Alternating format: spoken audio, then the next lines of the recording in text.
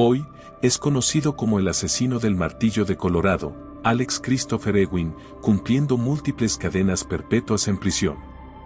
Sin embargo, durante más de 30 años, su nombre fue apenas un susurro en los archivos policiales. Para las familias que destruyó, su identidad era un fantasma, un misterio informe y persistente que acechaba las calles tranquilas de Aurora, Colorado, dejando un frío que nunca se disipó del todo. Ni siquiera bajo el sol del verano. Para entender el peso de esta historia, primero debemos entender la luz de las vidas que destrozó. A principios de los años 80, Aurora era más que un punto en el mapa, era una promesa. Un suburbio tranquilo y en crecimiento de Denver, donde el sueño americano parecía al alcance, construido sobre cul-de-sac silenciosos y la esperanza de un futuro mejor. Bruce y Deborah Bennett eran la encarnación viva de esa promesa. Bruce, de 27 años, era un hombre disciplinado, un veterano de la Marina que había servido a su país como analista de sonar, y que ahora estudiaba hasta altas horas de la noche para convertirse en controlador de tráfico aéreo, una carrera basada en la calma y el control. Deborah, de 26, era su compañera en todo sentido, trabajando junto a él en el negocio familiar de muebles. Su mundo giraba en torno a sus dos hermosas hijas, Melissa, de 7 años, al borde de la curiosidad infantil, y Vanessa, de 3, cuyo mundo aún estaba hecho de cuentos antes de dormir y peluches. Su nuevo hogar en East Center Drive no era solo una casa, era un santuario que apenas comenzaban a llenar de recuerdos. En la tarde del 15 de enero de 1984, ese santuario se llenó de calidez. Organizaron una pequeña y feliz reunión, una celebración previa al cumpleaños de Melissa, que cumpliría 8 años en pocos días. El aire olía a azúcar y glaseado. Había helado, un pastel decorado y un regalo con orgullo, un órgano para que Melissa aprendiera a tocar. Las risas resonaban en paredes que aún parecían nuevas. Cuando la fría noche se asentó y los familiares se abrigaron para irse, un último recordatorio mundano resonó en la oscuridad nevada: Bruce, no olvides cerrar la puerta del garaje. Fue el último fragmento de normalidad. El último momento ordinario antes de que el mundo se partiera en dos. A la mañana siguiente, el silencio era ensordecedor. La madre de Bruce, Connie Bennett, sintió que la inquietud de una madre se convertía en pavor cuando nadie contestaba el teléfono.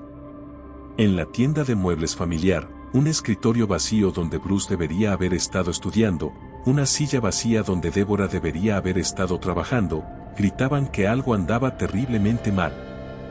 Impulsada por el miedo, Connie fue a su casa.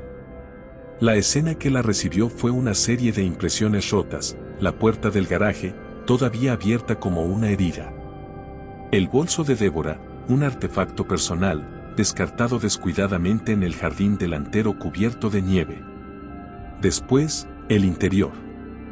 Lo que descubrió adentro fue un paisaje de puro horror que redefiniría la palabra para todos los que siguieron.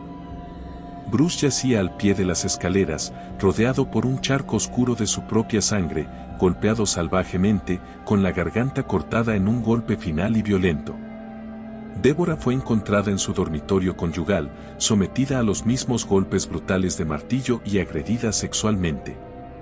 En la habitación pintada para niñas pequeñas, Melissa, de 7 años, estaba muerta, con una manta colocada sobre su cabeza, como para proteger al mundo de lo que le habían hecho. Y en la esquina, aferrándose apenas al hilo más delgado de vida, estaba Vanessa, de 3 años. Su cuerpecito era un mapa de la devastación, su cráneo, su mandíbula, sus brazos y piernas diminutas, incluso su pelvis, todo destrozado. También ella había sido agredida. El atacante la había dejado por muerta entre su familia arruinada. Milagrosamente, contra todo pronóstico, su corazón siguió latiendo.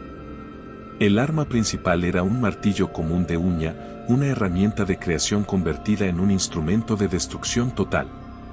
También se usó un cuchillo de cocina de la casa de los Bennett. La violencia era íntima, frenética e incomprensible en su totalidad. En medio de la carnicería, los investigadores encontraron una esperanza fugaz, un conjunto de huellas de botas ensangrentadas que se abrían paso a través de la nieve fresca afuera. Huellas que no coincidían con nadie de la familia, ni con nadie de la fiesta de cumpleaños. Con meticuloso cuidado, embolsaron y preservaron todo, la ropa de las víctimas, fragmentos de alfombra empapados de tragedia, la ropa de cama. Pero esto era 1984.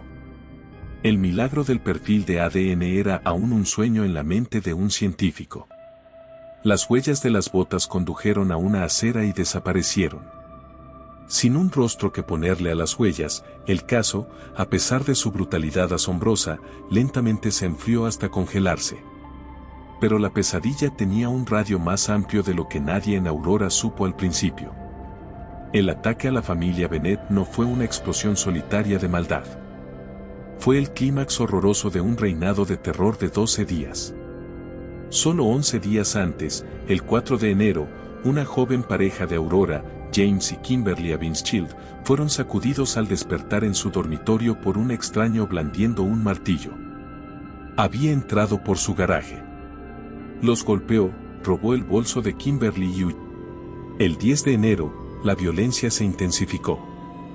En Lakewood, Patricia Louise Smith, una decoradora de interiores de 50 años conocida por su amabilidad, fue golpeada hasta la muerte con un martillo en su propia casa. Fue agredida sexualmente. En un detalle que parecía cruelmente simbólico, el asesino colocó una manta infantil de Winnie the Pooh sobre su cuerpo.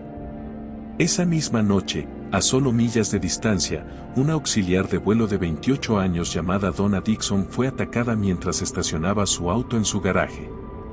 Golpeada inconsciente con un martillo y agredida, fue descubierta por su novio a la mañana siguiente en un rastro de sangre. Sobrevivió, pero el trauma borró el recuerdo del ataque en sí. El patrón era ahora una firma escalofriante, la fuerza contundente de un martillo, la entrada silenciosa a través de un garaje desbloqueado, la violencia sexual, el robo del bolso de una mujer. La policía ahora estaba segura de que una sola y depredadora tormenta humana se movía metódicamente por el área de Denver. Y luego, después de la casa de los Bennett, la tormenta simplemente se detuvo. La violencia cesó. Él se desvaneció en el mundo cotidiano, dejando atrás solo dolor, trauma y preguntas sin respuesta. Durante 34 años, los casos se enfriaron más que el invierno de Colorado. Las cajas de evidencia acumularon polvo en las salas de almacenamiento. Para las familias, la vida se convirtió en un antes y un después fracturados, marcados por cumpleaños y días festivos pasados visitando tumbas en lugar de celebrar. Vivieron en la larga sombra de un signo de interrogación. Luego, en julio de 2018, una revolución silenciosa proporcionó una respuesta. Usando una técnica que parecía ciencia ficción apenas una década antes. Los detectives cargaron el ADN preservado de las escenas del crimen de los Bennett y de Patricia Smith en una base de datos pública de genealogía genética. Fue un acto de fe de alta tecnología. Y funcionó. El ADN no apuntaba a un criminal conocido en una base de datos policial, sino a un pariente lejano. A partir de ese solo hilo, los genealogistas tejieron un árbol familiar y los investigadores siguieron sus ramas hasta que una los llevó a una prisión de Nevada. La coincidencia era con un hombre que ya cumplía una condena de 110 años por un ataque igualmente brutal con el mango de un hacha a una pareja en su casa cerca de Henderson. Su nombre era Alex Christopher Ewing. En 1984, era un vagabundo de 23 años, un fantasma con un largo historial de allanamiento de morada, un hombre que se movía por el mundo dejando daños a su paso. Después de su ola de crímenes en Colorado, había huido a Arizona, donde irrumpió en otra casa y casi mató a un hombre con una roca de granito. Incluso logró un descarado escape de la custodia policial durante un traslado antes de ser recapturado y encerrado de por vida en Nevada. Había estado escondiéndose a plena vista, en una celda, durante décadas. El fantasma finalmente tenía un rostro. El misterio, por fin, estaba resuelto. En 2021, Ewing fue extraditado de vuelta a Colorado para enfrentar el pasado que pensó que había escapado. En el juicio, la evidencia de décadas atrás habló con nueva claridad. Fue condenado y recibió 3 cadenas perpetuas consecutivas por los asesinatos de Bruce, Deborah y Melissa Bennett. En 2022, en un juicio separado, recibió una 4ª cadena perpetua por el asesinato de Patricia Smith. El sistema de justicia finalmente, formalmente, lo había nombrado por lo que era. Pero el final más profundo de esta historia no se encuentra en un veredicto de la corte. Está escrito en la vida de la sobreviviente. Vanessa Bennett, esa niña de 3 años encontrada destrozada entre las ruinas de su familia, soportó una recuperación que parecía imposible. Emergió de un coma a un mundo de dolor, teniendo que volver a aprender a usar su propio cuerpo. Las cicatrices físicas sanaron, pero las heridas más profundas, la devastación psicológica y emocional, fueron una batalla de por vida. Durante décadas, libró una guerra silenciosa con TED, trastorno bipolar y el peso aplastante de su pérdida, un dolor que la llevó a la espiral de la adicción. De pie en la corte, frente al hombre que había orquestado su pesadilla, le dio voz a esa herida de por vida: perdí a la persona que se suponía que debía ser. Perdí mi cordura. Sin embargo, en un testimonio de un espíritu humano que se niega a extinguirse, Vanessa eligió un camino diferente. Luchó para lograr la sobriedad. Se comprometió con el trabajo duro y diario de la sanación. Encontró una voz poderosa y auténtica. Traté de dejar de ser una víctima, ha dicho, y lo convertí en empoderarme a mí misma, en ser una sobreviviente. Su abuela, Connie, la mujer que presenció por primera vez el horror y luego dedicó su vida a criar a Vanessa, vivió para ver que se hiciera justicia.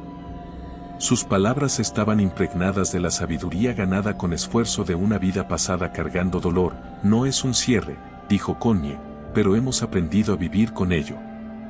Así que, al final, esta es una historia sobre muchas cosas. Es sobre una comunidad tranquila cuya paz fue robada violentamente. Es sobre un misterio aterrador y de décadas. Es sobre la larga y lenta marcha de la ciencia que finalmente le dio un nombre a la oscuridad. Pero más que nada, es una historia de una resiliencia inimaginable. Es la historia de una niña que soportó lo insoportable. Es la historia del amor inquebrantable de una abuela. Es la historia de detectives que se negaron a cerrar el archivo. Se trata de reclamar un futuro, no el que fue robado, sino un futuro al fin y al cabo, de las frías cenizas de una sola y horrible noche.